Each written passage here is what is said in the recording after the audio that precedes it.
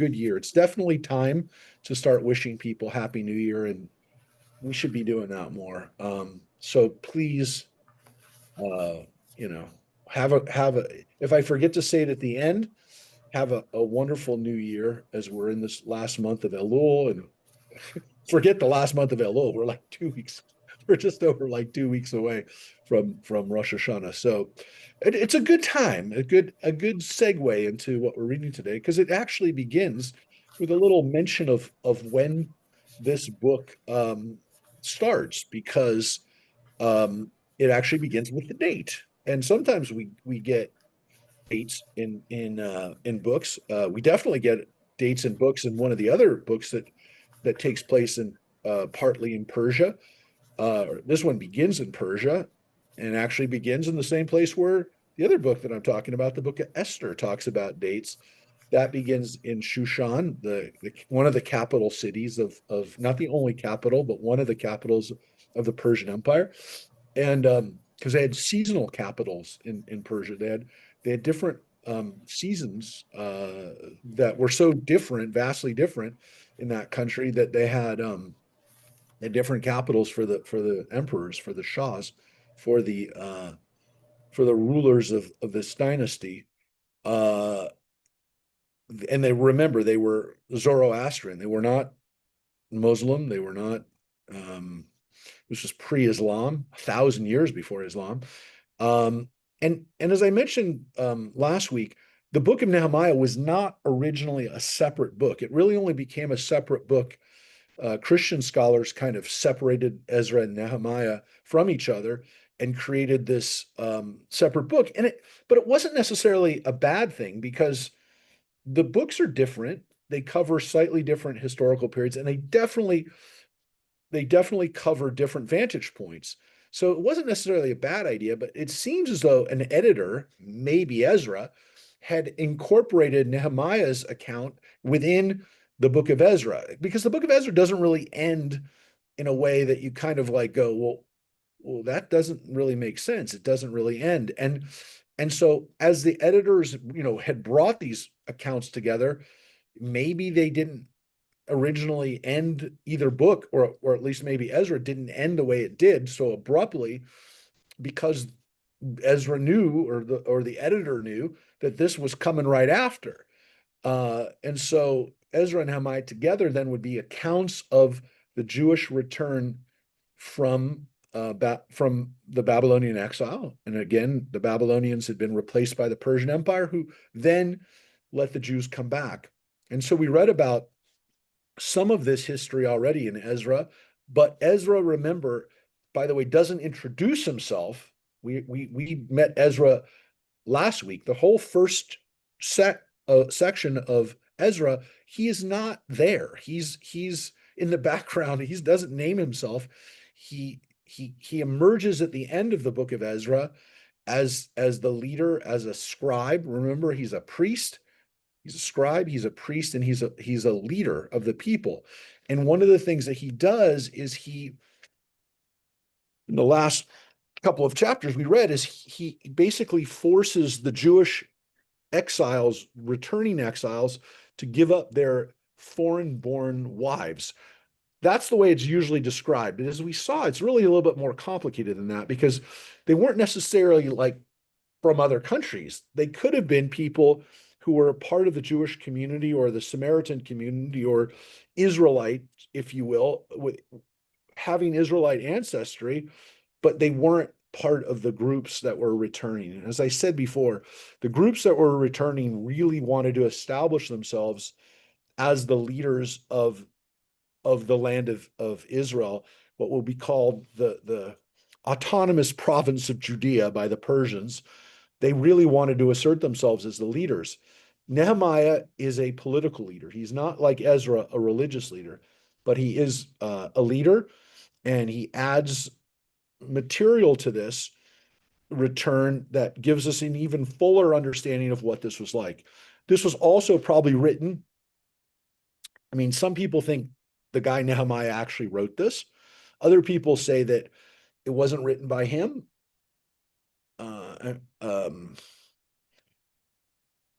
I mean, there's kind of maximalists and minimalists on this, but it does seem like this was written by somebody who like really knew what was going on. The level of detail here, like we had last time, where there's actually like letters that are recounted, that are summarized or that are quoted. Those kinds of things seem to indicate a familiarity with events that just seems real. Does not seem made up. This period of time also, as I've mentioned, we don't know a lot about it because it's a fairly quiet time. And there's not, for the next almost 200 years, there's no wars. There's not going to be any wars until the Greeks, after, with Alexander the Great, they make their appearance here and take this area away from the Persians. We don't really get much in the way of like history about it. Josephus writes about this period, but not a lot. This isn't the focus of his narrative to some extent because there's not that much to say about it. It was a fairly calm time. The Persians own it. They manage it through our leaders. Uh, it seems like the priests are the kind of the de facto leaders of the community, which is Ezra and his descendants and his group. And we'll talk about this, by the way, a little bit on the Wednesday night classes when we get into Jewish history in a few months. We'll talk about this on Wednesday night. It's kind of a dark period of Jewish history, not because it's bad, but just because we don't know anything about it. It's dark because no one's really shown a light on it. We don't have a lot of archaeological evidence from this period, so it's even difficult to know how big the population was in Judea at this time. And there aren't really there's not like really big leaders because Israel is not ruled by the area, the Judah, the people are not ruled by a king. And so we really we don't know a lot about it. It's about a 200-year period from about 450 to about 250, where you almost like, what can you say about it? A history book will have a few paragraphs about it, but there's nothing to say. Other than it's pretty calm. It's pretty peaceful, and the Persians do a pretty good job of keeping the peace. We don't make a lot of noise, which is, by the way, the way that the temple was delayed in construction was by people going to the Persians and saying, the people meaning the Samaritans and the people who don't like Ezra and his group, if you let the Jews build their temple, they're going to get out of line. Well, we did, and we didn't get out of line. It seems like the Persians were pretty accepting of other religions. They were. The Persians were definitely accepting of the Jews.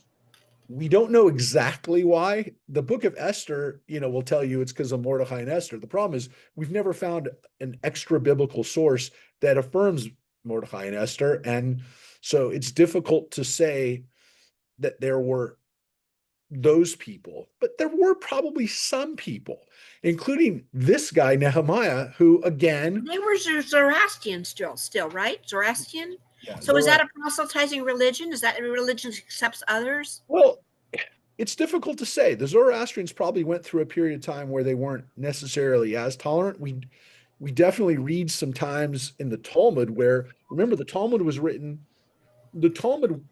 especially the Gemara, the part that was written in the Persian Empire, we called the Babylonian Talmud, but it was actually written under the Persians. It was written in the area of Babylon, but it was written during the Persian period. Not this period, but later Persian periods. Written under Zoroastrian authority. And if you read between the lines there, the Jews who live under Persian Zoroastrian authority before the rise of Islam, just before the rise of Islam, they go through periods where they are persecuted for their religion. It's not as bad as it will be in, Christian and Muslim places necessarily, but it's not always. The Persian Zoroastrians are also not always, it seems they're not always as tolerant or lenient religiously. They don't seem to be forcing Jews to become Zoroastrian, but there definitely are good times and bad times. Well, they took over. They had a big, they owned the big part. They took over a lot, so they had other people. I don't think I think Zoroastrianism overall, if you want to know, like, compare it, was definitely more tolerant than Islam was during some periods. Some periods of Islam were tolerant, but Persian Islamic pressure, conversion pressure, went on until the 18th century. Just understand there were Persian Islamic dynasties that would occasionally make Jewish communities in Iran convert. I mean, this happened. Yeah. This is not historically, like, you can't argue that. Overall, most of the 2,000-year period of Jews in Iran was fairly peaceful, or 2,500 years, going back to the time of Esther. Most of the time was peaceful, and Persians will tell you that. And the current Iranian theological, the theocracy and those people who are in charge will tell you the Jews have always been safe in Iran. That's clearly not the case now. It's not like there's still Jews that live in Iran, and obviously there were some really good periods, and but there were also some not good periods, and so understand that it wasn't always good, and it wasn't always good during the Zoroastrian periods, and then for the last 1,300 years, there were definitely some times in the Islamic periods where things got really, really bad for Jews and in Iran. So it wasn't always good in the Persian for the Persian Jews. Um, and again, during this period, it seems as though there were definitely some voices in Shushan that were able to lobby on behalf of the Jewish community. And they were able to, as we said, maybe they were the ones who actually pushed the temple construction over the finish line, so to speak, because it seems like if the Jews that were living in Judah, living in the land of Israel, if it was left just to them, they may not have been able to get that work done. It seems like some of the lobbying that went on was critical. And as I mentioned, it's ironic because, or maybe that's not the right word, maybe what's more coincidental or hyper relevant, that we somewhat live in a similar period where, it's an interesting question. Would Israel be able to do what it needs to do with American support if it was left just to the Jews of Israel to do this? And I don't mean, of course, like the Jews of America have saved Israel numerous times. I'm not saying that. But there definitely is a huge role that we've played from the very beginning, since 1948, Jewish Americans who've had connections to presidents. I mean, that's what AIPAC is all about. AIPAC is all about cultivating those relationships so that American Jews can lobby for Israel. And that it's not a secret. That's what their job is. That's their mission. It's on their mission statement. That's what AIPAC does. But of course, in America, it's amplified by the fact that we have evangelical Christians that are obviously also very pro-Israel and want to see Israel get what it needs to protect itself and fulfill what they believe, of course, is also the destiny of Israel for whatever reasons that they want. We've talked about it before. They're not always in alignment with the same mission as we have, the evangelical community, but obviously they lobby for Israel. And again, there is no question. I mean, you always have this, you can't argue with the absence, like we can't say for sure what would happen if Israel didn't have this lobbying for Jews and evangelical Christians in America. But I think we're pretty sure that Israel would not be in the same circumstances it is without those communities, without the lobbying that goes on in America. When you have the most important country in the world on your side, it makes a huge difference. And, again, you can't make the argument, what if? But I think most of us in our gut can say will not be so good.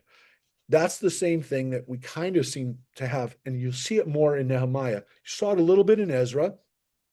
I shared it a little bit, if you remember last week, because I said that Esther and Mordecai and those Jews that were connected to the Persian court, I mean, we don't know for sure, but it seems like they were pretty critical to get that support. And you'll see that story unfold here. So that's kind of the background of who Nehemiah was. These books, as I mentioned before too, I'm not going to say it every time, but I definitely want you to understand this. These are not well known within the Jewish community. They do not find their way into the liturgy, so they're not in our prayers. They are not studied a lot because they're not really the basis for halakha, for Jewish law, and they're definitely more historic books. And I will tell you, like if you stepped into a yeshiva, most people would they know, I mean, everyone would know who Ezra and Nehemiah were, but would they be familiar with the lines? Probably not. These are not read as haftarot, as they're not oft quoted in the midrash or in the Talmud. They're occasionally referenced in the Talmud, these kinds of scenes to understand what Jewish life was like in the diaspora and as Jews were interacting with royalty during and by the way, in the same places in the Babylonian Talmud, again, it's separated by 1,000 years in some cases.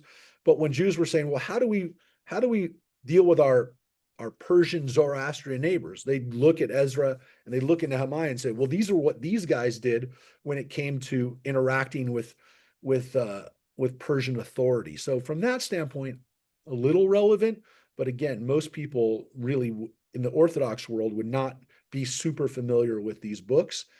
And so we'll take a look at Nehemiah, which again, some people would really in the Jewish community to some extent, we just say Ezra Nehemiah. We don't say Ezra and then the book of Nehemiah. But for the sake of standardization and the fact that we're following the same chapter breaks as the Christians did, I've said it many times.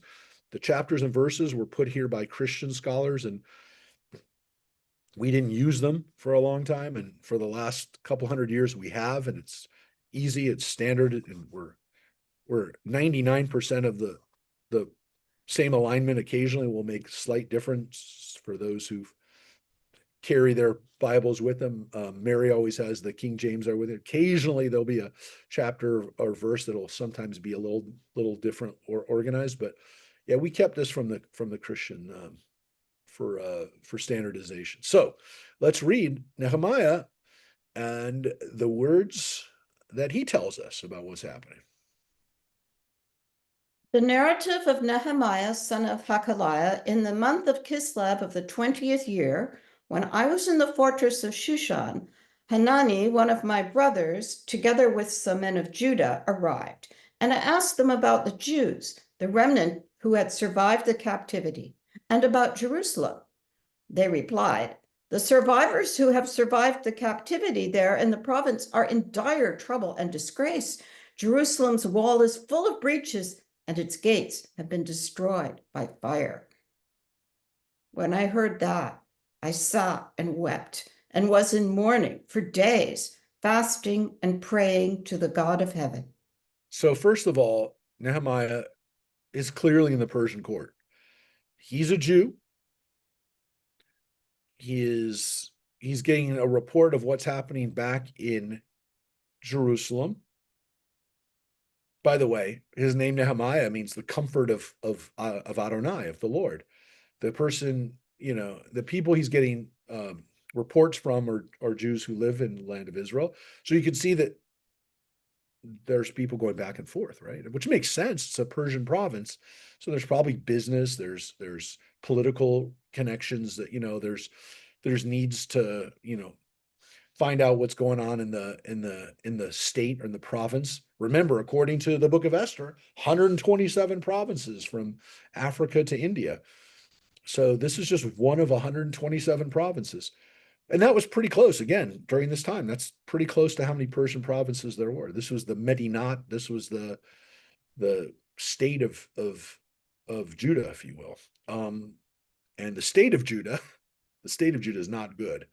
And you can see when he hears that, he mourns and he prays to God, which tells you that in the Persian capital, there were Jews that were praying 2,500 years ago. This is an exilic community. This is a community that could live in Jerusalem. You just heard. It's not good. It's not a good situation. It's not an easy situation to live in Jerusalem, but Jews could live there. He doesn't live there. He's living in the court. He's probably living pretty well in the court of Shushan. This was around the time of Mordecai, folks. There are Jews like Mordecai and Esther, according to this. And again, Mordecai and Esther is a fairy tale, which it could be, but there are pieces of that story that are not far removed from this and from what we know, because we do have letters from the Persian community, and we have evidence of not a lot, but we have some of what Persian Jewish life was like during this period, from some archaeological evidence. Yeah, there are Jews that are not did not go home, did not go back to the homeland, just like there is today. Just like there is today, they could go back. Maybe it's a struggle, and that makes sense why they wouldn't go back. But there are Jews that are living in the diaspora 2,500 years ago. That is an amazing thing to consider. That for 2,500 years, Jews have maintained an identity to a country that they don't live in, to an ethnicity and to a religion and to a civilization that isn't where they live. And from what we know, the Jewish people are the people who were the first people that did that. When we talk about what Jews did, we believe we have enough evidence that we could say, if we didn't invent monotheism, we definitely spread monotheism and we introduced that kind of idea to lots of people. If the Egyptians under Ankh-Enaton, Amonat, if he was the first monotheist, okay, that we know of, maybe. There's debates about that, but let's say it was. Let's say we didn't come up with monotheism. What we did come up with is an identity that is no longer just based on geography. We are the first people who are a people who can maintain an identity without living in the land that they identify with, and in a Are the culture that Persian they can Jews, come across. the Iranian Jews, are they how we probably originally looked? Well, that's difficult because the Persian Jews today have definitely have some genetic connections to the people who lived in that land. So pure there's no pure Israelite community that we can look at, with the exception, I told you this last week, maybe the Samaritans who we disregard, and you'll see them in this book. They're not helping the Jewish community that returns. They don't want those people back. They are the people that if we want to know what DNA looked like, or what DNA has been saved, if you want the what, just to answer your question, it's a good question. It's a fair question. What is a Jew? What did a Jew from 2,500 years ago, or maybe even 3,000 years ago, look at a Samaritan? And that's probably the best. And they did intermarry with some other people too, but not at the same level that we as Ashkenazi Jews have, which is not a high intermarriage rate, but there is some. We're carrying DNA from groups that lived in Europe as well. We're starting to understand more about that non-Israelite DNA, but it's still early. But if you want to know what a Jewish person looked like 2,500 years ago, as I said, you can go to the British Museum and look at the Lachish tablets and look at those, and you can see what at least the Assyrians thought we look like, which is not that much different than them, by the way. But if you want the DNA, and if you want to look at a person in the face and say, I wonder what Jews look like 2,500 years ago. Look at a Samaritan, probably. He's the best. Not Persian Jews, but Samaritans. And by the way, the other people you could probably go to I don't want to say this definitively because we're still learning, but it seems as though if you want to know what a Jewish person looked like in the land of Israel during the time of Moses, probably also some Lebanese that carry more Phoenician DNA, and there's a mix of DNA in Lebanon between Arab and other groups, but Phoenician, if somebody has more of that DNA, which they've been able to isolate, yeah, that's probably a good look, a good check on that. And believe it or not, there are some Palestinian communities that have not, there aren't many, but there are some Palestinian villages that have kind of been somewhat separate from other communities, and some of those Palestinian communities have a very high concentration of Judean DNA as well. There are not many left, but there are some. And probably 150 years ago, when there were not a lot of people living in the land of Israel, and I'm talking about before the big Jewish Aliyah groups came back. If you went back 150 years ago, you probably could have seen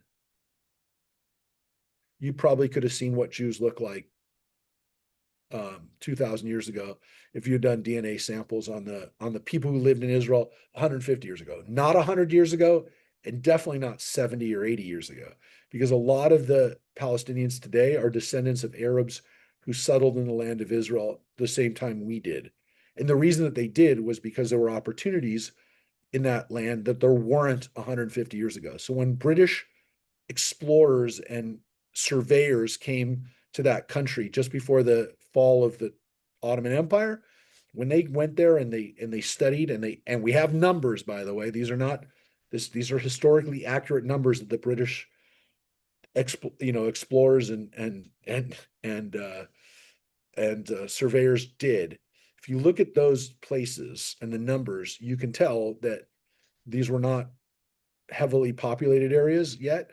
And a lot of those people came when the British took over and when the Jews came. And the reason that Arabs moved there when Jews came there was because there were business opportunities there. There was construction, they were building railroads, they were building infrastructure in the land of Israel, and there were jobs for Arabs to come to, for them to work. So Jews came there from Egypt. There's Jews that came from Syria. Arabs, Muslims, Arab ethnicity, people with Arab ethnicity who settled in the land of Israel during the same time that Jewish immigration came up. And it wasn't like they went there because they wanted to balance out. They said, well, there's too many Jews coming, we need to bring Arabs. Arabs came there because there were opportunities.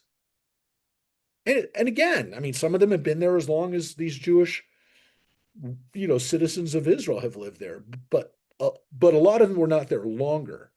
And why is that important is because the idea that the Palestinians have lived in the land of Israel for, 1,000 years or 1,300 years since Islam, there have been Arabs there. Yes, there have been, but a lot of the people who are Muslim or would identify today as Israeli Arabs or Palestinians, a lot of them don't have family that was there before, 100 years ago, including, by the way, one of the more prominent Palestinians of the last century, Yasser Arafat, whose family came from Egypt. So understand there was a reason for that. It wasn't like they just came there because they wanted to knock out Jews. They came there because there were Jews. They came there because there were opportunities. Anyways, we went off topic on DNA, but it's an important question of like understanding who we are, understanding who Israel is. But again, we're not going to use DNA to prove who has a claim to the country, because if that's the case, then the Samaritans probably are the longest living on the land, and the whole country has to go to this. They win by default. The Samaritans get all of Israel. All right, so let's read what Nehemiah does when he hears this bad news that Jerusalem is in ruins. We'll continue on.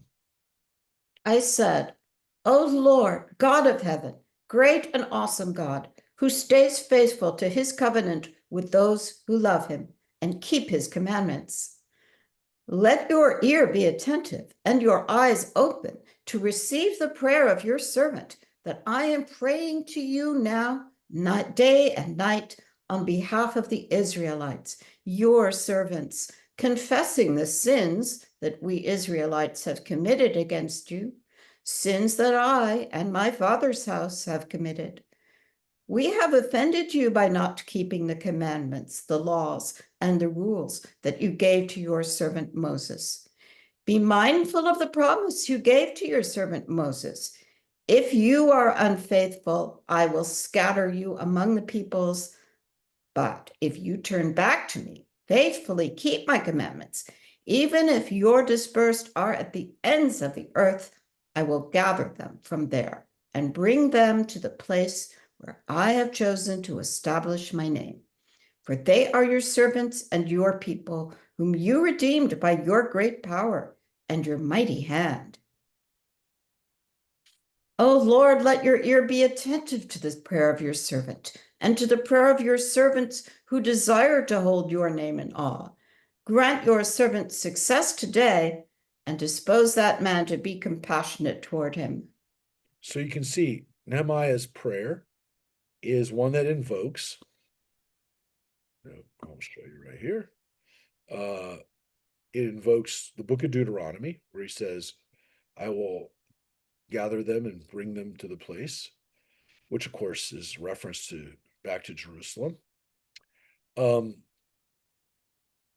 of course, he reminds God of this promise that, yeah, if there is an exile, and again, some people say that when the book of Deuteronomy was written, and by the people who wrote it, including if it was written by Jeremiah and his followers or the people who were attached to his group of people who went into exile, there would be hope. There would be a return. This idea that, again, times are tough. We may go through some really bad times, but if we do the right thing and if we turn back towards God, we will be able to come back home. God will forgive us and let us come back home. So that is Nehemiah's hope, and reminds God of this as he's praying. I was the king's cupbearer at the time. In the month of Nisan, in the 20th year of King Artaxerxes, wine was set before him. I took the wine and gave it to the king. I had never been out of sorts in his presence. The king said to me, how is it that you look bad, though you are not ill? It must be bad thoughts. I was very frightened. So you can see that he has a very important job. He's the cupbearer, which we know about cupbearers from the story of Joseph, right? These are people who are the food tasters for the royalty. They're given a tremendous access to the king or to the emperor, and they have to be very loyal. They have to be the most trusted people because they're literally have the highest access. They have access to the guy's food. So this is not just a serving title. This is not like a butler. This is a person who has access to the king. So it's a very important job. I think we don't understand it as much because we don't have similar positions. Though maybe you could compare it to like a Secret Service person, somebody who has direct access. I think probably in those days, they probably had a little bit more influence because they weren't just expected to protect the rulers. They were supposed to inform them and, kind of give them some inside information of what's happening out on the street. And so it was a big deal. It wasn't just, he's a servant. He has an important position, and the king, Artaxerxes, is, and this is not a Hashverosh. Hashverosh is Xerxes. This is Artaxerxes, as it is in the Greek. In the old Persian, it's Artaxashta, which sounds a little bit like Artaxerxes, but not exactly. But that's the way the Greeks corrupted the name Artaxerxes from Artahashta. So, yeah, I don't know.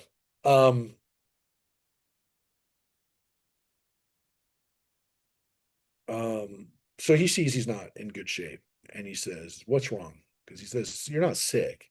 You wouldn't be here if you were sick, because you don't get me sick." If the cupbearer gets sick, there's a problem. Just get out. He's not serving him if he's sick. The backup cupbearers are going to be there. So, by the way, just so you know, I just saw a report yesterday that had to do with modern day Persia, Iran. There was a story. I don't remember which source I was reading it. Somebody might have read it too and could tell us the source. But I was reading, they were talking about how Israel had success getting to the everybody that they got to back in June when they struck the Iranian leadership, the modern Iranian leadership, and they did it through their protection. They did it they had compromised the Secret Service, if you will, the the protection services, the bodyguards. They had corrupted those guys, and they'd gotten in through that system, and they had locations on everybody that they needed to.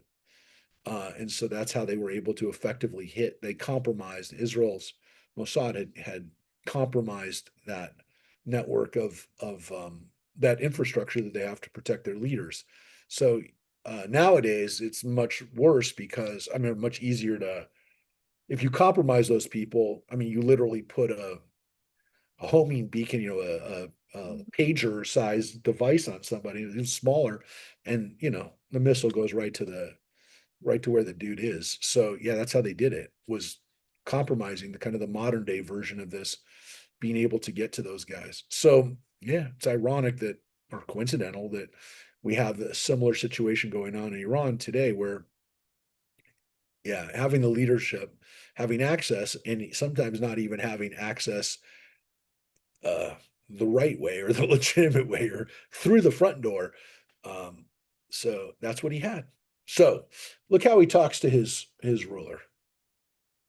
But I answered the king, may the king live forever. How should I not look bad when the city of the graveyard of my ancestors lies in ruins and its gates have been consumed by fire? The king said to me, what is your request? With a prayer to the God of heaven, I answered the king, if it please the king, and if your servant has found favor with you, send me to Judah, to the city of my ancestors' graves, to rebuild it. Yep. Now that takes some audacity because he's basically saying, I want to leave my position here. I want to give up my cushy royal job to go back to, and notice what he says. He doesn't say my homeland. He doesn't want to say, I want to go back to my homeland. He's very careful to say that this is the city of my ancestors' graves. It's a very interesting way of describing your homeland, right? It's a recognition to some extent. He doesn't want to say to the king, hey, this is my real homeland, right? This is where I really belong. And so he does it by saying, this is where my ancestors are buried. So this is where I historically come from. I don't have a living connection to this place, right? Which is a really smart thing to do. Because he doesn't want to say to the Persian leader, hey, I know I work here for you, but my heart is somewhere else. So he doesn't say that. He doesn't say that. He doesn't say, I don't really care about what's going on here, in any way. He actually says it more from the stance of like, this is a nostalgic place for me. Like if you had just heard that, you'd be like, well, what do you care? You can go visit their grave. Well, of course, it wasn't as easy to go back and forth then. We saw that already. There's people going back, but it's not easy. But it seems as though this is an important idea. Now, it could be because for Persians, it was important to be in the area where your ancestors were buried, because that is important in some cultures and some civilizations, that knowing where your ancestors are buried is important. But that's not the case with the Zoroastrians. They don't bury the way we bury. And their burial practices have changed over time. But they're not into burial.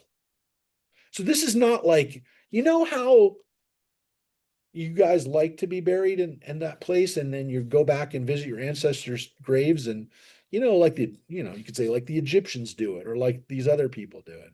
Does anybody know how the Zoroastrians bury their dead? They Rosemary, burn you them. know how they do it. They burn Yeah. them. Yeah, well, they Now burn. they put them on towers Yeah, for they burn. vultures. They burn them today by putting them on the top of buildings and kind of putting a solar oven around them to get them to deteriorate faster. But they didn't used to do that. They used to literally leave them on the top of the buildings for the birds to come and eat them and to return them back to nature, if you I will. thought they But worship fire. No? they do worship fire, but it's not that the body had to be burned in fire in some kind of ritual of going to the fire. They do worship fire. They do worship light. They had sacred. The temple would have a sacred flame, but not how they buried. So they don't bury the way you and I do. The reason that they kind of took this modern way of doing this is because most countries you can't leave bodies out not buried, right? In The native, India, I saw the towers where the Parsis put their yeah. dead. So that's in where, Rosemary? In India. Yeah, because that's where they live now. They don't live in Iran anymore because the Zoroastrians were so persecuted in Iran by the Muslim authorities in Iran as they left. They went to places like India, and that's where the largest Zoroastrian Parsi, they're called the Parsis, Persians, that's where the largest community resides today. And there aren't many, but because India didn't want bodies left on the roof, they they came up with a solution so that the bodies essentially kind of like they do burn up a little bit, but it's more that they are um it's more that they've taken a modern step towards accelerating the decomposition. What do they That's why do they do that? They feel it has to go back to they believe it has to kind of go back to listen, there are Native American tribes that did similar things, right? yeah. They would leave the body out, and the birds and it would return back to nature. It was the idea of returning it back in a way that kind of like the cycle of life, if you will. So yeah, it's the point is that the ancestor grave part doesn't seem like it would have necessarily resonated with the Zoroastrians from the standpoint is like, I get like the guy would go, yeah, I get that. Yeah, you better go back to your ancestors' graves. I mean, but he's telling him the way he feels. And he's saying it as again, I think more importantly, is like, it's not that I don't love you guys. It's not like I don't think you guys are the ones in charge. It's not like I'm going back to rebuild our empire, right? You want to say that. I'm going back to rebuild Judea as a power. No, he doesn't say that. I'm going back to my where my ancestors are buried. I'm going back to a nostalgic place, not necessarily again even a vibrant and bustling place, which it wasn't. So there's no threat there. There's no threat in what he's saying to him.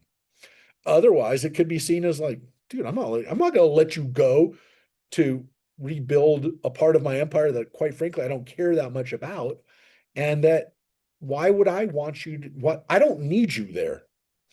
But he likes them, so look what happens here, right? Then I said, Well, with the consort seated at his side, the king said to me, "How long will you be gone, and when will you return?" So it was agreeable to the king to send me, and I gave it a date. And then I said to the king, "If it please the king, let me have letters to the governors of the province of beyond the river, directing them to grant me passage until I reached Judah.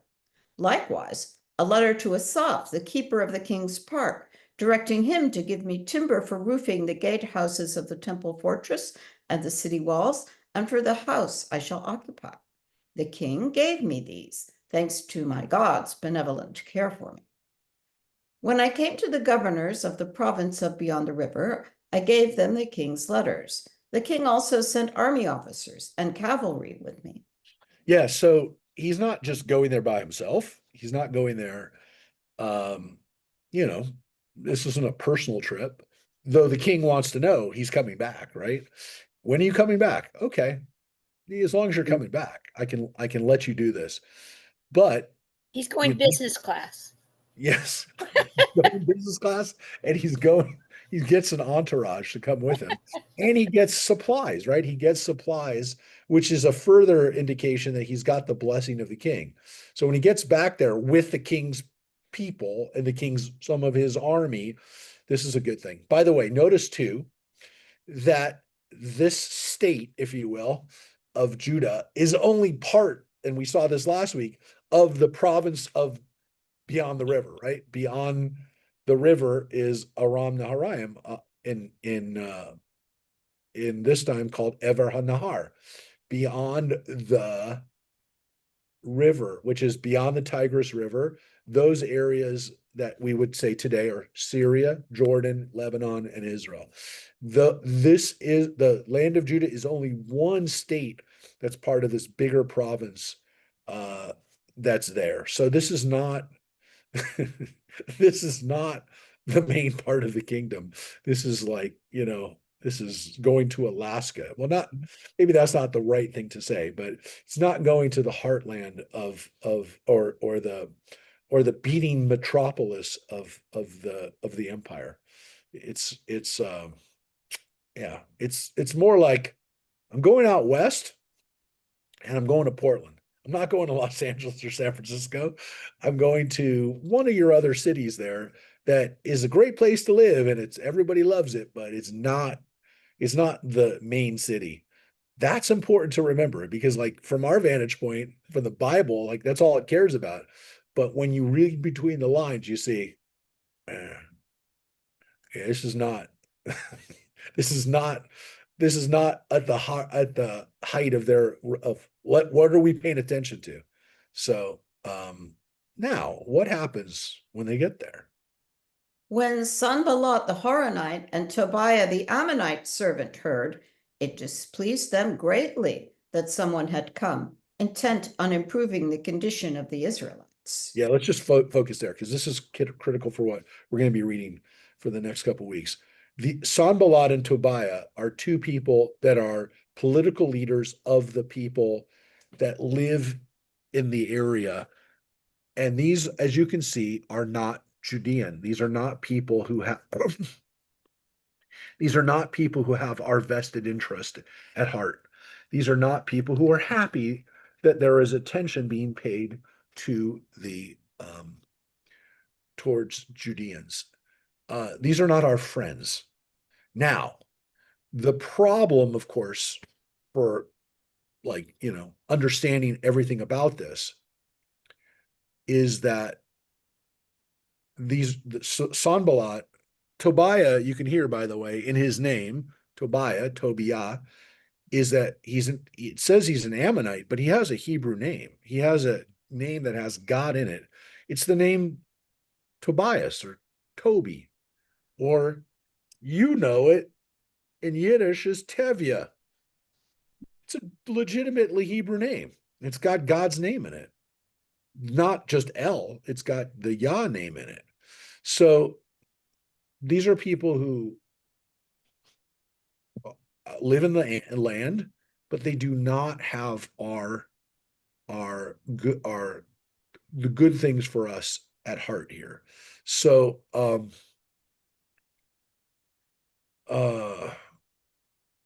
so this is at least from our point of view, Sanballat is Sumerian, which means he's Israelite, but he's not Judite, and he does not want the temple to be rebuilt. Interestingly, we know about Sanballat from another source. And he seems to have been the guy in charge of the Sumerians. He's their leader. And so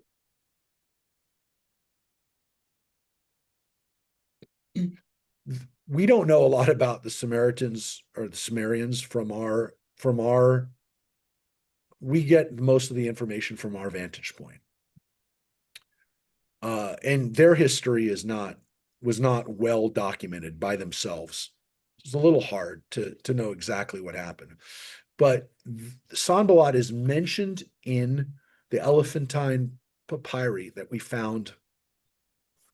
And he's mentioned as a guy that the people who lived in Elephantine, that community that lived in Egypt, right by the Aswan Dam. I've been there. I've been to Elephantine. There's nothing to see there, but you can walk around and see this. There's this island, and they found these papyrus. They found some documents there that were kept on papyrus that survived, and they were found about 200 years ago, actually now, and they were written by Jewish communities that lived in Egypt that were working for the Babylonians and then the Persian dynasties. They were a military colony of Jews who were placed there by the Persians and the Babylonians, even before them, to be an outpost to protect the empire, the farthest reaches, if you will, of the eastern of the Persian Empire.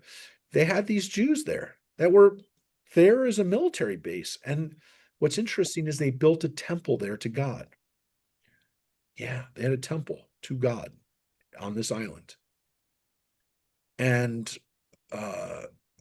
it's a very interesting piece of history. Again, we don't have the ruins of the temple to rebuild or something like that to say, well, this is before the Greco-Roman period, folks. This is the record of a diaspora community that's from 2,500 years ago. And this guy Sanballat is actually mentioned there.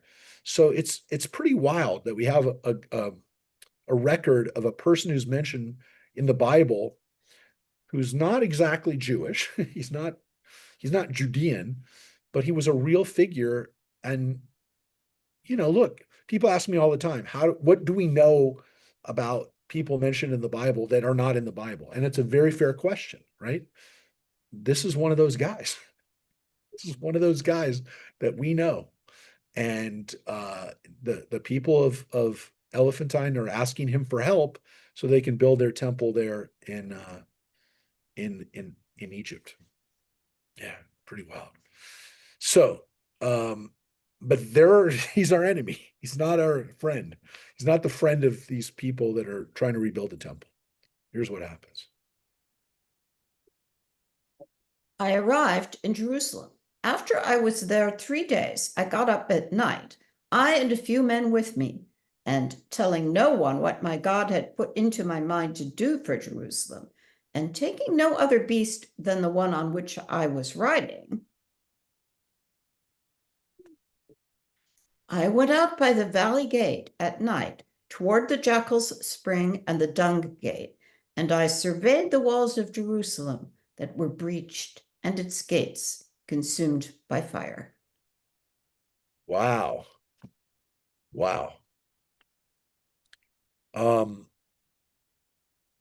He looks out at he surveys this area. By the way, right by where the entrance to the old city is, on the side by the kotel, right by the wall.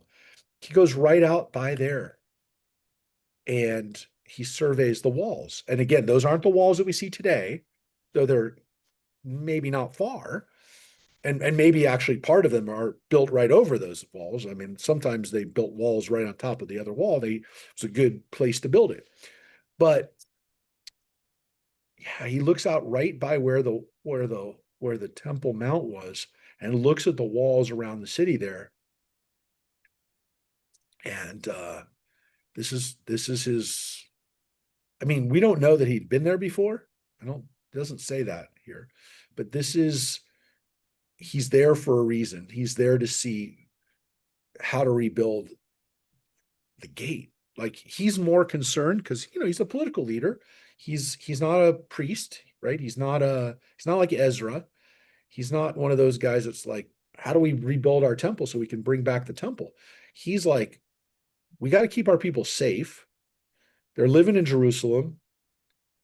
And how do you keep people safe? By putting up a wall, and putting up the wall that was there, that the Babylonians destroyed. And when it was destroyed,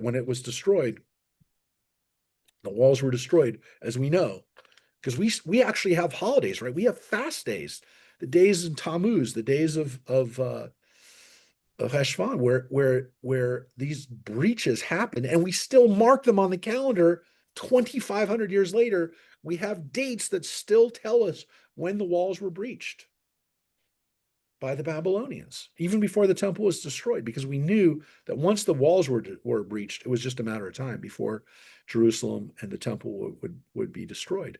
So that's why it's such a big deal. He's by that place where, if you will, where the destruction to some extent started. So the reconstruction will start there too. I proceeded to the fountain gate and to the king's pool, where there was no room for the beast under me to continue. So I went up the wadi by night, surveying the wall, and entering again by the valley gate, I returned.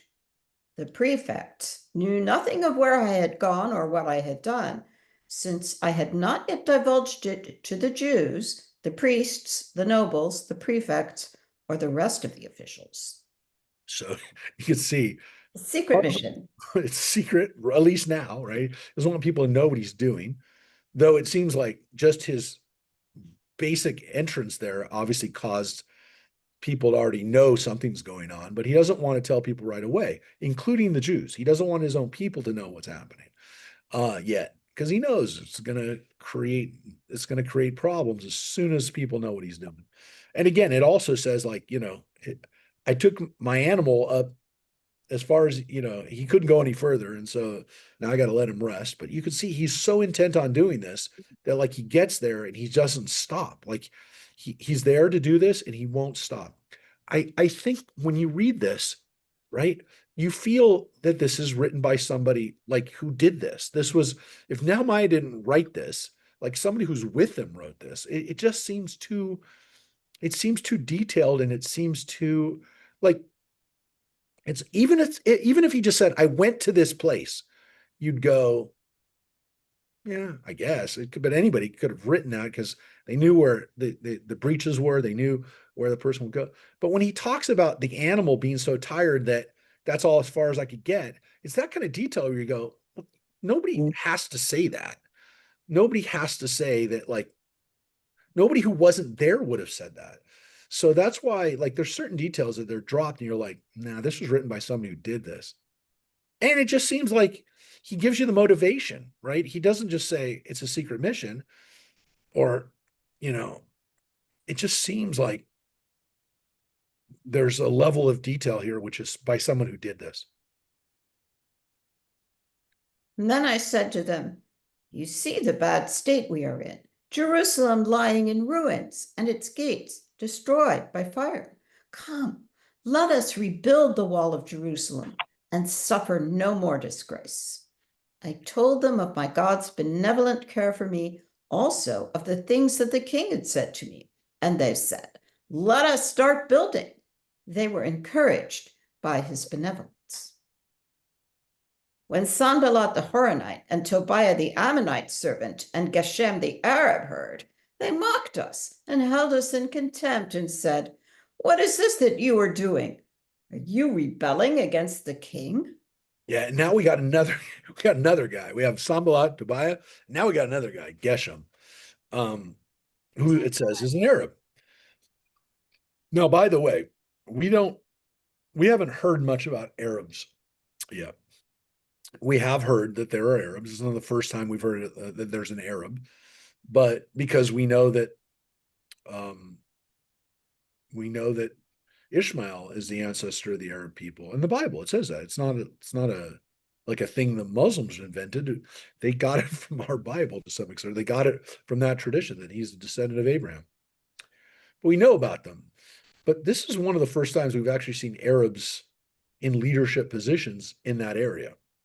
So again, they're from Arabia. They're from across, the Red Sea from where we are, but they already are Arabs, obviously living there. And of course, in this story, in this time, they're not on the right side. They're also not interested in having us assert ourselves in this area. It was not in their best interest for the Judeans to have power. And of course, to rebuild the walls they're going to use this. We already saw this. We already saw that Ezra talked about this. This is not them rebuilding the city. This is not them rebuilding the temple. Persian rulers, this is them rebelling against you. They can't stop themselves. Once they rebuild the temple, once they reinforce their wall, they will rebel against you. So this is an act of political defiance. This is not them being safe. They're going to do this. So they're causing problems. These guys are causing problems with the Persian authorities. I said to them in reply, the God of heaven will grant us success, and we, his servants, will start building. But you have no share or claim or stake in Jerusalem. Yeah. We're going to do it, and you're not invited. So, look, you wonder what could have happened if they all could have gotten along, right? Can't we all get along? It doesn't look that way. And again, at least part of these people are Israelite. At least part of these people believe they're part of the tribes of Israel. Like Sanballat is worshiping God. It's not, again, clearly they have a different agenda and they are not friends. I don't know what to say about this. Is human behavior. And so you can understand that it's another group that is not happy with some other group asserting their political authority. And it doesn't matter if both of them are minorities within the empire. It doesn't matter that both of them, are struggling for recognition by the authorities, but it happens all the time. You have minority groups in this country that fight with each other. When you'd say, guys, don't you have the same agenda? Shouldn't you be on the same page? Shouldn't you be helping each other? Instead, they oftentimes get turned on each other, and that's happened throughout American history too. But yeah, these are people wanting the Persians to pay attention to them and their claim. So let's read what Nehemiah does. And again, I think you are, as Judith points out, if a really great writer of fiction would have shared these kind of details too, but you just generally don't. We don't have. It's not that we don't have fiction, because you could make the argument that any myth is fiction, but mythological accounts tend to not have this kind of level of dates and detail, exact detail, I would say. So there's like a certain point where you tip your hand and you say, well, if you're writing fiction, you put way too much, you put way too much of your own situation in there. Like you're making it not fiction. Look, they're not trying to write fiction or fact. I mean, those dichotomies are modern. Those are modern dichotomies that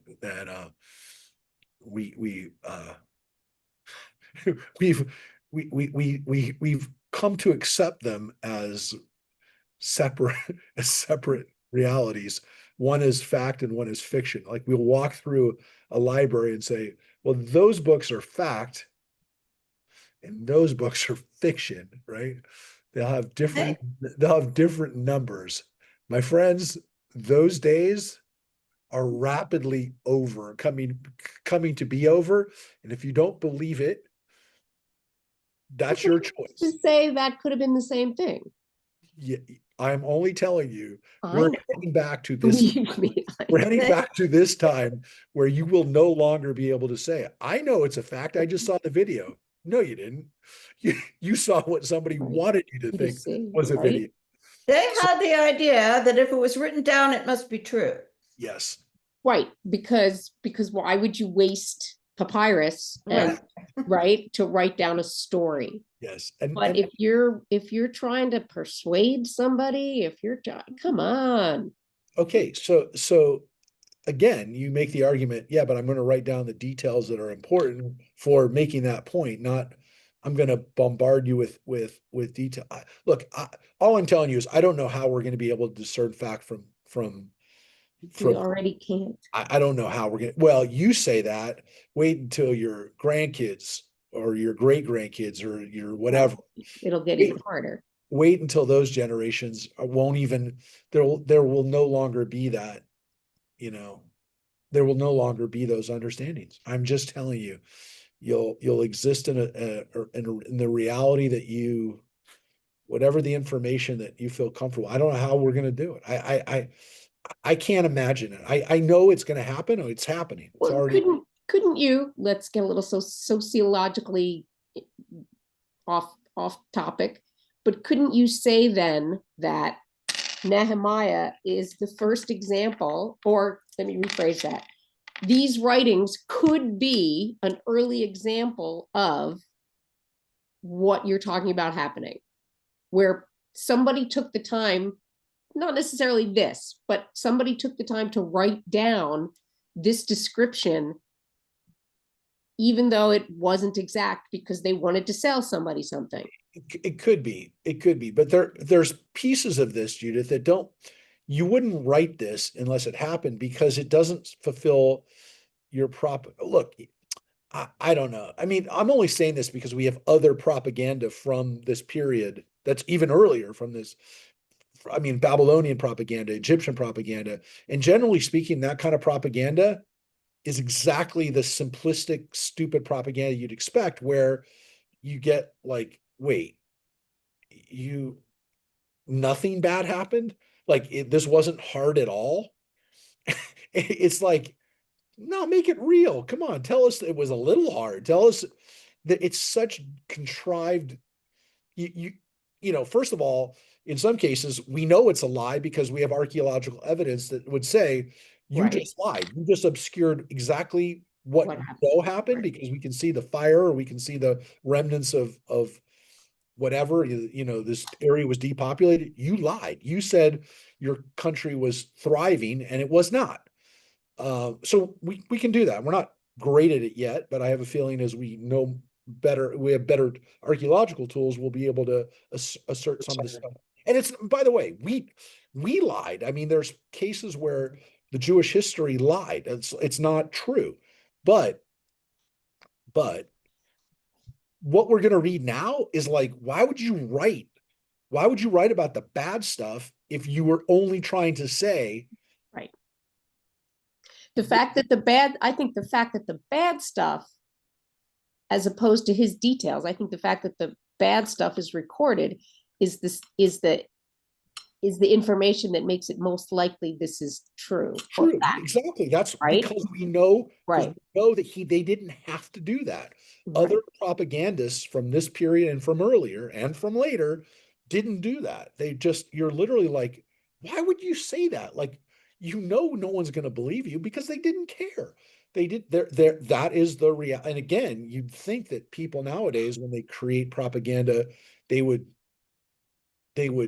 do something to preserve some element of reality from it. But it's like what the North Koreans do. I mean, like, it's what these countries do. You're like, are you insane? Like, no one's going to believe that. I mean, China does. North Korea does it the worst, but China does it too. And you're like, come on, you can't, no one's going to believe anything you say, because you never say anything bad. You don't tell people what's really happening, and they know that. The Chinese don't believe your papers because they know that you're lying constantly to them. So that one is an obvious one, because I read those papers. I've read those, I've been there, and I'm like, yeah, the people really don't believe you. So yeah, I mean, North Korea does it the worst, but China does it all the time. And look, I mean, we worry that if our country loses its objective media, that we're not going to, we're going to get one side telling us everything we want to hear, and the other, but at least we have both doing it. I mean, to find the truth means you have to kind of sift through the garbage of both, but there's somewhere there's going to be some objective truth. I mean, look, the funny thing is that some of the mainstream channels are actually getting to be a little bit more accurate, because they are trying to get both sides to watch, and so they're trying not to be as biased. But that's no reason. But yeah, I mean, there's elements to this that you'd say, yeah, there's no reason for you to tell us this unless you're telling us the truth. So let's read this. Let's read what he does. Then Eliashiv the priest and his fellow priests set to and rebuilt the sheep gate. They consecrated it and set up its doors, consecrating it as far as the hundred's tower, as far as the tower of Hananel. Next to him, the men of Jericho built. Next to them, Zakur, son of Imri. The sons of Hassenah rebuilt the fish gate. They roofed it and set up its doors, locks, and bars. Next to them, Meramot, son of Uriah, son of Hakot, repaired, and next to him, Meshulam, son of Berechiah, son of Meshabel. Next to him, Zadok, son of Baanah, repaired. Next to him, the Tekoites repaired, though their nobles would not take upon their shoulders the work of their Lord. Yoada, son of Paseah, and Meshulam, son of Bezadiah, repaired the Yashana gate. They roofed it and set up its doors, locks, and bars. Next to them, Melatiah the Gibeonite and Yadon the Meronotonite repaired with the men of Gibeon in Mizpah under the jurisdiction of the governor of the province of beyond the river. Next to them, Uzziel, son of Harhiah of the smiths, repaired. Next to him, Hananiah of the perfumers. They restored Jerusalem as far as the broad wall. Next to them, Rephaiah, son of Hur, chief of half the district of Jerusalem, repaired.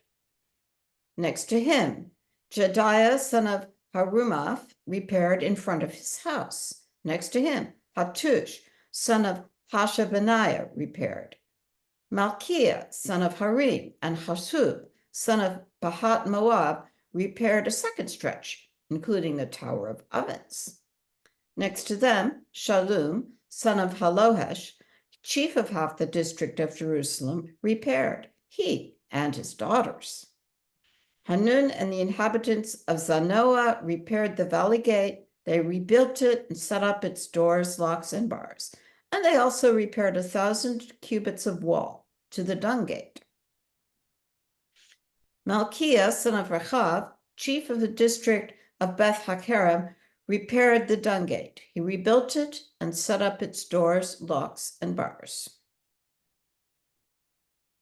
Shalun, son of Kol-Hoseh, chief of the district of Mizpah, repaired the fountain gate. He rebuilt it and covered it and set up its doors, locks, and bars, as well as the wall of the irrigation pool of the king's garden, as far as the steps going down from the city of David. Yeah, so I want to stop there for just a quick sec because we're not done with the repairs, because as you can see, they're going around the gates, right? They're going around the walls of Jerusalem, and they're distinguishing it at its gates, right? The gates are not the same gates that we have today in Jerusalem. The 12 gates, traditional gates, were identified during the Roman period, but these gates are the gates that are part of the Second Temple reconstruction, and of course they take into consideration the First Temple and its destruction, right? And so some of these gates have been destroyed for 100 years, almost 100 years, and so there probably were, very different levels of destruction. Some of them really needed to be repaired, completely, and some maybe just needed to be, more cosmetic or more kind of maybe less invasive construction. When the Babylonians destroyed Jerusalem, they tore down the gates. I mean, they didn't just destroy Jerusalem, they tore down the gates so that the city couldn't be rebuilt, right? That their intention was to make sure that Judah wouldn't exist as a threat anymore. And the only way to do that is to actually destroy the gates. So even after they had captured Jerusalem, they went about destroying the gates. And so this is important, physical construction, but it also, of course, is a political and emotional moment for the Judeans who are saying, we have taken back our city. We've taken back our capital to the extent that this is not just a construction project. This is the rebuilding of our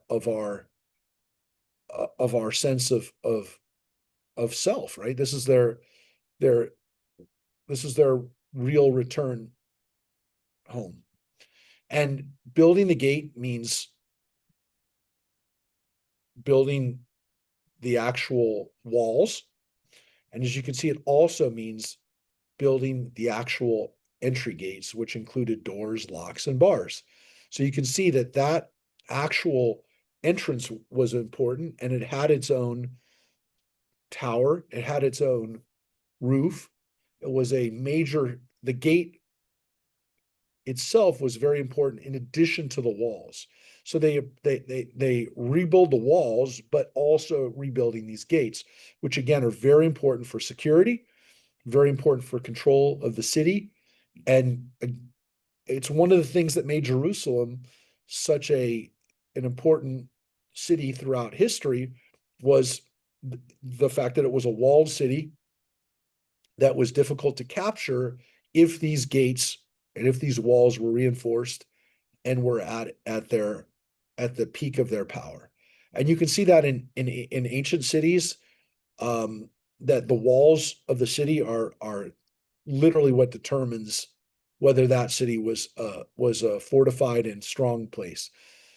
Whether you go to a place in Spain or a place in Japan or wherever you go in the world and you see the wall and the gates of that city, you know how important that city was based on these criteria. This was the infrastructure that determined whether a city would be able to be safe and stable. So it's its defense, and it's also to some extent its sense of identity. We don't have that anymore. A gate to a city doesn't determine whether it can be captured, right? These distinctions are irrelevant. Los Angeles was not built in the same way because there was a gate, there was a wall around the original pueblo of Los Angeles, but not around the city, right? The city of Los Angeles was never built even with a city center. New York was, but soon that became not that important either, because again, as warfare changed, it became less and less important whether you had a wall. Once you have airplanes, once you have Gunpowder. once you have mortars and any type of armament that can shoot right over a wall or gate, the gate means nothing anymore. So this is one of the major differences you can see between cities that were built before gunpowder, before the advent of airplanes and modern technology that we have today that render these things useless. So this was very important. And I would say the relevance to us today is, first of all, this area right here, the city of David, you can see, is identified here as a separate part of Jerusalem. Ir David. We have now rebuilt the archaeological area. We took people there on our last trip to Jerusalem. The excavations that are going on in the city of David are critical to understanding this period, going back all the way to the first temple. And they have been excavated and uncovered, and they're fascinating. It's a fascinating area to walk around. It is one of the most important places to see in Jerusalem today. But it's changing every year. It's a continuing, ongoing excavation, open excavation. So there's stuff that's constantly being opened And I now take groups there all the time because it is definitely worth the visit. It used to be, they hadn't opened a lot of it, but now it is opened. And it is really a fascinating thing to see the city of David. We think of Jerusalem as the city of David, but there was actually the city of David that was outside of where the wall is today, which puzzles people because they're like, why would David build a city that's not in the wall area of Jerusalem? And originally there was a wall that went around that part, which went over the valley, but this is an interesting area to see because it's mentioned here. It's mentioned in the Bible, though until we kind of excavated it, a lot of it didn't make sense. And so this irrigating pool is one of the areas that we've now excavated. As you can see, men and women took part in this. Some of it does seem like they hired the people to do it, but some of it seems like the people did it with their own hands. It's not just they hired a crew and they were in charge of it, but you can see figuring out who is paying for this, if you will, or who did this is so important that 2,500 years later, we still know who dedicated and who worked on these different parts of the wall. Just like we see the names on a synagogue or a Jewish institution. Yeah, we have it here 2,500 years ago. Which family took part of which part of this construction? Pretty amazing. After him, Nehemiah, son of Azbuk, chief of half the district of Beth, repaired from in front of the graves of David as far as the artificial pool and as far as the house of the warriors. And you can see that's where, again, David, and it says graves. So it's not just, the word here is kivrei, means kivarim David. These are the graves of David and his family where they are. So you can see that would be an interesting place to know exactly where it was, but we don't. I mean, we have places we kind of think where it is, but we have not found the grave of David. Make that clear. We don't know exactly where this is. I mean, we know the general area. We don't know. We know what part of Jerusalem it's in. We just don't know where those places are. We haven't identified the grave of David. After him, the Levites repaired. Rehum, son of Bani. Next to him, Hashabiah, chief of half the district of Keilah, repaired for his district. After him, their brothers repaired. Bavai, son of Henadad, chief of half the district of Keilah. Next to him, Ezer, son of Yeshua, the chief of Mizpah, repaired a second stretch from in front of the ascent to the armory at the angle of the wall. After him, Baruch, son of Zakkai, zealously repaired a second stretch from the angle to the entrance to the house of Eliashib the high priest. After him, Meremoth, son of Uriah, son of Hakoz, repaired a second stretch from the entrance to Eliashib's house to the end of Eliashib's house. And here sometimes you can see that Eliashib is the priest, right? We see this guy as the priest. Sometimes you can see that people are building around their homes. I mean, this guy was not building because he's the priest, but other people we see are identified with that their home was in that area. But for the most part, these are not people building their house. These are people that are building the wall of Jerusalem, the gates of Jerusalem, and they don't necessarily even live in town. Some of these people live outside of Jerusalem. They don't necessarily live the other end of the country. I mean, a lot of these people, these places we're reading about, are in Jerusalem environs. And again, today, as Jerusalem is being rebuilt and areas of Jerusalem are being reconstructed, sometimes we're finding some interesting archaeological evidence under places that are being built today. Most of the time, not so much, because these areas, and it was, by the way, I want to say, controversial when Israel started excavating the city of David because it's under the Silwan Valley, which was inhabited by Arabs who lived in that area. So there were people who were very upset that Israel excavated that area because they moved out people who lived there. I think there are cases where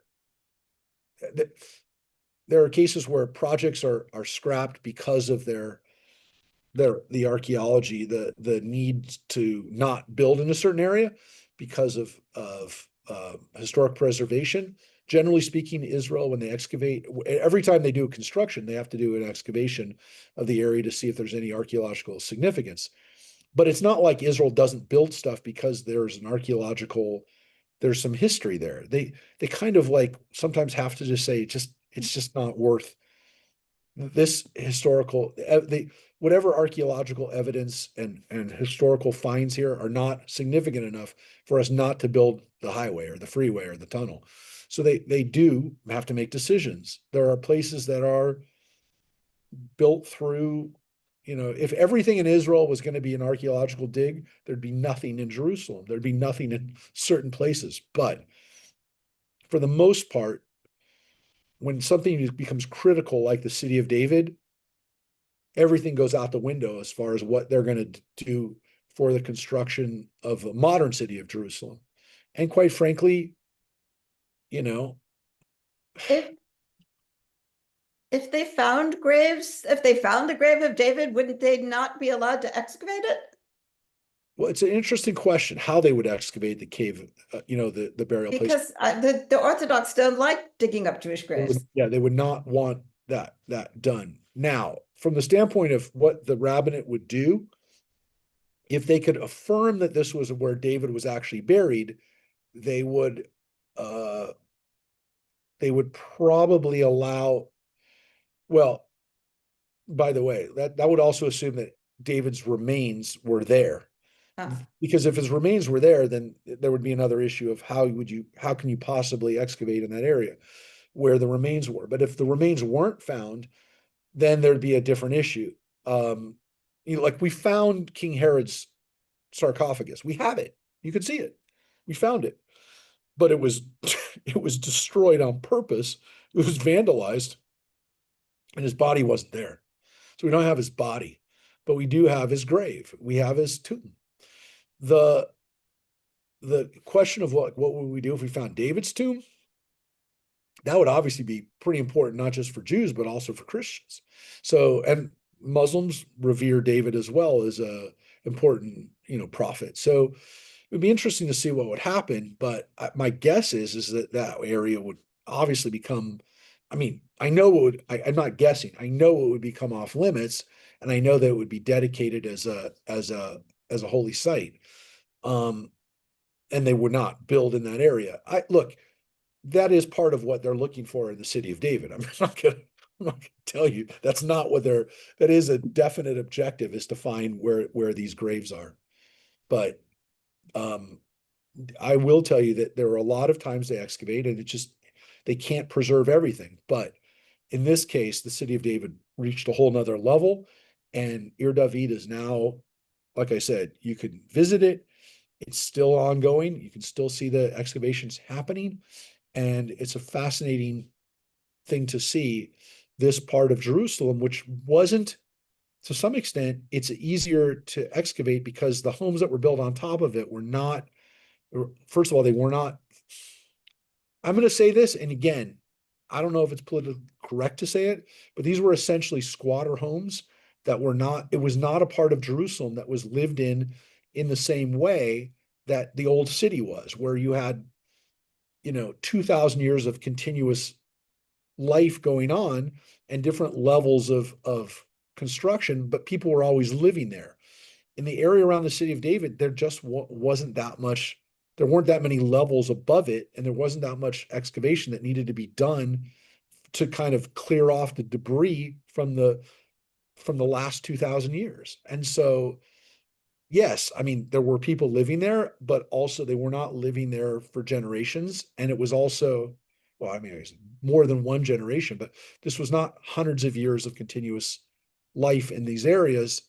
And that's why the city of David can be excavated the way it is, and why there's a lot more we can uncover, because it just didn't have, 1,500 years of Crusader and Mamluk and Turkish and all the other layers that you have in Jerusalem in the old city. So it's right off the old city. It's right outside the Dung Gate, but it's not in the old city within that wall that we go to, and it's not right by the Kotel. So just understand that this is not those areas are excavated, but have to be done in a much different way, and we probably won't find as much because there's people who continuously live there. And remember, if somebody found something 1,000 years ago, they just took it and it was part of their house now. All right, so we're not done yet. We're still on the walls. After him, the priests, inhabitants of the plain, repaired. After them, Benjamin and Hashub repaired in front of their houses.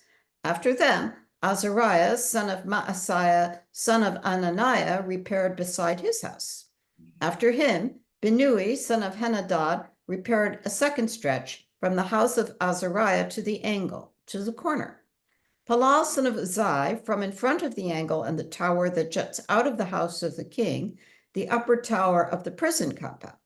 After him, Pedaiah, son of Parosh. The temple servants were living on the Ophel as far as a point in front of the water gate in the east and the jutting tower.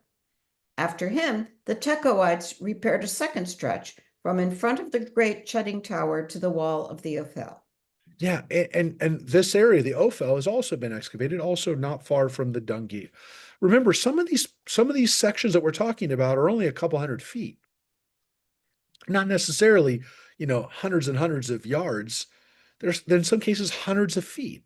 So this is why, and again, they're describing each section, and then again, what starts where the last section ended, this is where the next section starts, and this is how they're going around this area. And again, it's not a perfect circle, it's not a perfect rectangle, it's a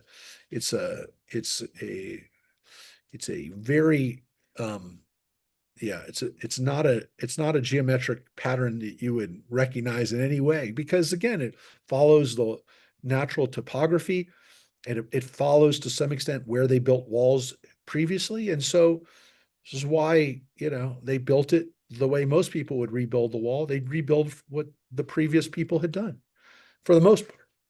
So that's what they were doing. Above the horse gate, the priests repaired, each in front of his house. After them, Zadok, son of Immer, repaired in front of his house. After him, Shemaiah, son of Shechaniah, keeper of the east gate, repaired. After him, Hananiah, the son of Shelemiah, and Hanun, the sixth son of Zalaph, repaired a second stretch. After them, Meshullam, son of Berechiah, repaired in front of his chamber. After him, Malchijah of the smiths repaired as far as the house of the temple servants and the merchants, from in front of the muster gate to the corner loft. And between the corner loft to the sheep gate, the smiths and the merchants repaired. So that's it. Now, also a level of detail that seems very, very real. It doesn't seem like it needed to be, that detailed, unless you want to make sure that everybody who did something gets recognized, and they get recognized because those people and their families want to be recognized because of the work that they did, right? They want to have that. They want to have that. They want to have that recognition. So I'm going to show you really quickly the way this kind of looked.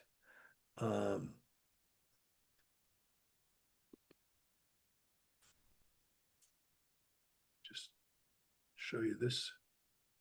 And again, what's interesting, of course, is that some of the best versions of this stuff you're going to find on the Christian biblical sites, because they tend to be a little bit more focused on parts of the Bible that I said, for us really weren't studied. And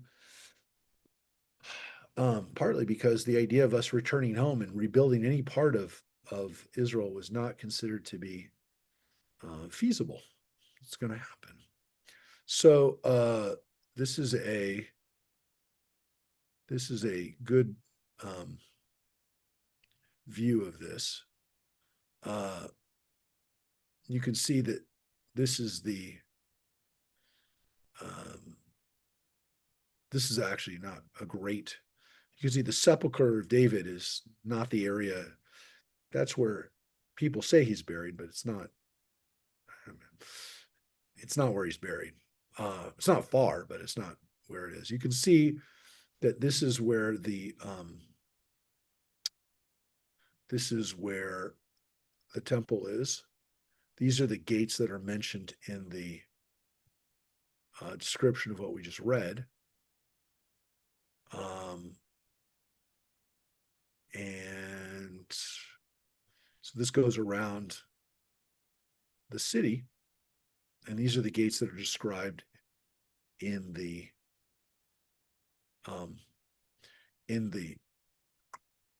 description we just had. So, for example, these are not the names for the gates today, right? These are not the gates that we call them by today for the most part, but you can see how they described the gates and the wall. So there's one place you can see it. And unfortunately, if we had a larger map, there's really no way to show you a larger map. Even if we were in person today, there aren't really great pictures of what this looked like, because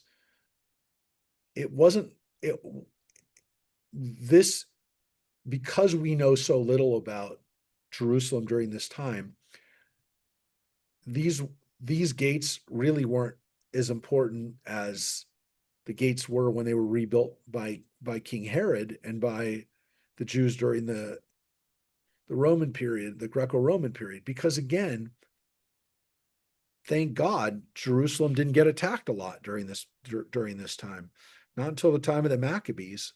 And so this wasn't that important. It wasn't that valuable to have this information or know that much about it, because gates really didn't have to be used, which was great.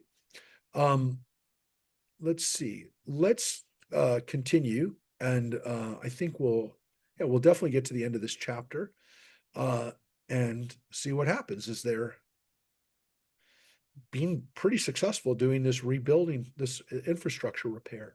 So let's finish up this chapter. When Sanballat heard that we were rebuilding the wall, it angered him, and he was extremely vexed. He mocked the Jews, saying in the presence of his brothers and the Samaritan force, "What are the miserable Jews doing? Will they restore, offer sacrifice, and finish one day? Can they revive those stones out of the dust heaps, burned as they are?"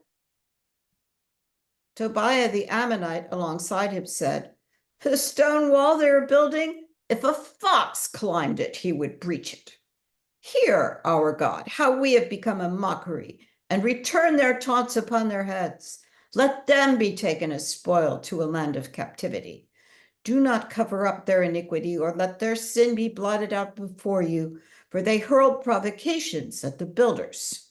So this is the bad guys talking, and then this is now Nehemiah back talking, right? Shema Eloheinu, right? Like Shema Israel. Hear God, right? And you can see Nehemiah's answer is, they're making fun of us. They're saying we're never going to finish it, and what we're doing is useless. We're not going to be able to complete it. And of course, they're hoping to demoralize us. And so Nehemiah says, God, don't let that happen. And of course, he says, essentially, to God and to us. Look, let's see what these guys would do if they were demoralized and taken away in captivity like we were, right? And we do a similar thing, by the way, too. I mean, we have, and I don't think we're wrong for doing it. Don't get me, don't construe what I'm saying is, but we will tell people as part of our history. We'll say what we did in Israel was miraculous when taken into consideration that 3 years before we were in concentration camps, right? And he's doing a similar thing here. Nehemiah is saying a similar thing. Let them go through what we went through and see what they could do, right? Let's see if they could do this, right? And so they're trying to demoralize us, and God help us not give up hope. We rebuilt the wall till it was continuous all around to half its height, for the people's heart was in the work. And by the way, like, I'm not making this up. Why would you lie and say I built half the wall? Like, we got it back up to half its height. And he's bragging about it. He feels happy, and he should be happy. But why would he lie and say we only built it up half? Like, we don't, like, you and I would read this 2,000 years later, and we wouldn't know if he had said, and we rebuilt it. He said we rebuilt it to half its height. He's not lying. I mean, who would lie like that? Who would lie and say, well, we didn't get a lot done, but we got enough done? I mean, that's kind of what he said, right? And people were doing hard work. He says people were doing their hard work. So there's really something to me very real about this, and it resonates. And when I see Jerusalem being rebuilt today with those questions of, like, how do we rebuild while at the same time retaining our history? How do we rebuild and not, upset the rest of the world? All of those kinds of things, those all go into the construction of Jerusalem today. How do we rebuild and not upset the Arabs? How do we rebuild and not upset the Orthodox? How do we rebuild and not upset, the rest of the world? All of these kinds of things happen today, and it's different. I mean, it's not the same, but there's parts of it that are not that different. There's parts of this that I'm saying, like, Nehemiah is writing to the Jews who returned in 1940 in the 1920s and 1930s to find a Jerusalem that was largely a ghost town and largely not very exciting. And so it was demoralizing to some extent, and people found courage to do it. And they were then, of course, they were flooded with Jews who came from the rest of the world, who had watched their own homes in Poland or Ukraine or Lithuania be destroyed and their families murdered. And the same thing for Jews who came from Damascus and Baghdad and other places where they were literally chased out with the clothes on their back to be able to rebuild in Jerusalem. So there's parts of this that are clearly resonate for us in the modern era. There's things here that, again, they're not the same, but they're eerily similar, and they're definitely evocative. And I don't think, if you read this and you and you go to Jerusalem, which thank God will be in 2 months, when you read this and you think about the fact that Jewish people have been trying to rebuild Jerusalem on and off, different cycles, different historical realities for 2,500 years, it's unbelievable. I mean, it's literally like a people attached to a land and attached to this project is it's unbelievable. It defies logical explanation. It defies human explanation. You can call it God, you can call it this, but it doesn't make sense logically. It's not something you can say there's a scientific explanation for this. There's a rational explanation for this. It doesn't make sense logically. So it's powerful. It's a powerful experience. And you think about people putting their lev, right? Their lev la'am, the heart of the nation. So it's why Jerusalem is such an important part of our lives literally 2,500 years since this was written. So next week we'll read. We might be reading this for 2 more weeks, but next week we'll return. We'll be both live, God willing, and in person. And I'm saying God willing now because, not that because I've become more religious, but because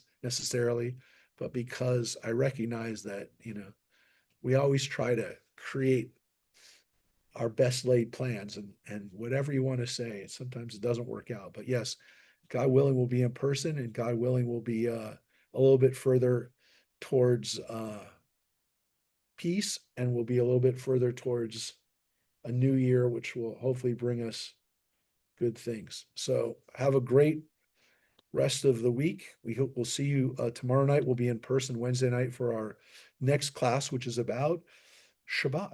So we're going to be talking about Shabbat in a deep way, and again, a perfect segue into our Beatles Shabbat, which will give us joy and oneg on Shabbat, cathedral in time, if you will. So best wishes, everybody, for this last period before we get ready, as we get ready for high holidays, to have a great new year. Take care, everybody. Thank Bye, you. everybody. Thanks, Rabbi. See you. Thank you.